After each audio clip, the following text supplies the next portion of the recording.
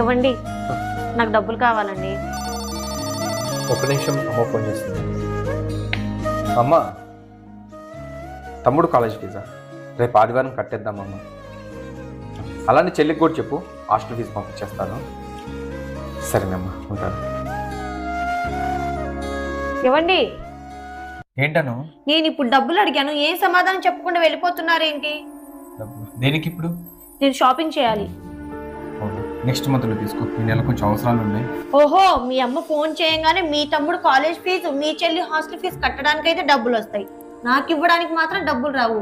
అయినా వాళ్ళు ఏంటండి ప్రతిదానికి ఫోన్ చేసి మీ దగ్గర డబ్బులు అడుగుతారు?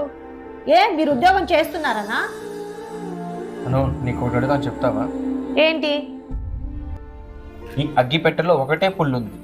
ఈ ఒక్క పుల్లతో 10 దీపాలు వెలిగించాలి. ఎలా వెలిగిస్తావు? ఫస్ట్ ఒక దీపం వెలిగిస్తానండి. ఆ ఒక్క